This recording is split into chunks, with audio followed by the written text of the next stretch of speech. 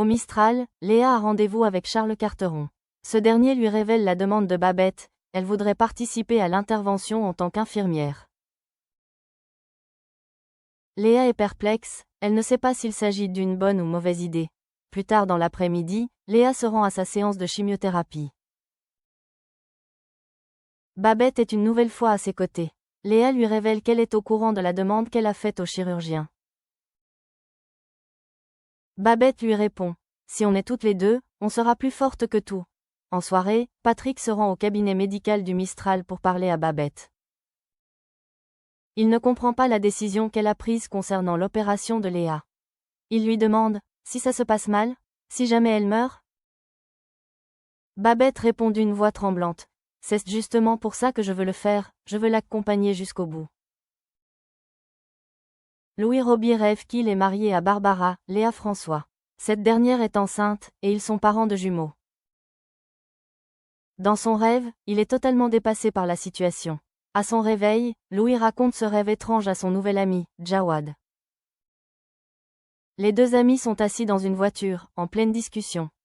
Louis confie à Jawad que dans son rêve, il se sentait piégé par sa vie de couple.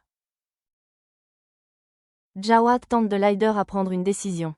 Alors, doit-il donner une chance à Barbara?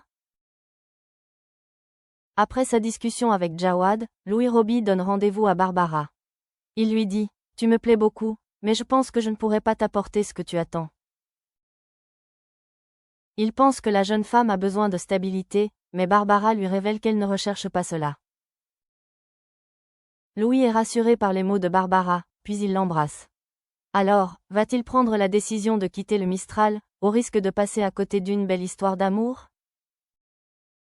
La police se rend à la résidence Massalia pour arrêter Vadim, Léo Mazo. Et pour cause, il est suspecté des homicides involontaires sur Alix. Nisma assiste à la scène, impuissante. En arrivant au commissariat, il est interrogé par Samuel, Iñaki Lartigue, et Idriss. Ils ont la preuve que lui et Nisma ont fait une fausse déclaration. Ce n'est pas tout, une importante somme d'argent a été retrouvée dans les affaires de Vadim. Le jeune homme semble perdu face à toutes ces accusations. A-t-il vraiment un lien avec l'enquête ou bien est-il victime d'un coup monté? Une fois l'interrogatoire terminé, Samuel et Idriss examinent les caméras de vidéosurveillance. Ils aperçoivent Vadim et Alix se diriger vers l'appartement loué, mais rien de plus. Pour Samuel, les preuves sont bien trop légères pour accuser le jeune infirmier. Samuel semble tourmenté par l'enquête sur la mort d'Alix. Il se rend à l'appartement dans lequel la jeune femme a perdu la vie. Charlotte Delapointe est également présente. Elle est venue vérifier d'éventuelles traces des ADN sur les draps. En soirée, Samuel reçoit ses parents pour le dîner. Jennifer, Diane Dassini, est stressée par ce repas de famille. Finalement, Véronique, la mère de Samuel, débarque seule, car Charles doit préparer l'intervention de Léa. Véronique en profite pour poser tout un tas de questions à Jennifer, ce qui rend la jeune femme mal à l'aise. Soudain, Véronique Carteron s'exclame: Samuel adore sauver les jeunes femmes en détresse. Une fois le dîner terminé, Jennifer demande à Samuel ce que sous-entendait sa mère avec cette phrase. Samuel rassure sa partenaire en lui disant que sa mère a dit n'importe quoi.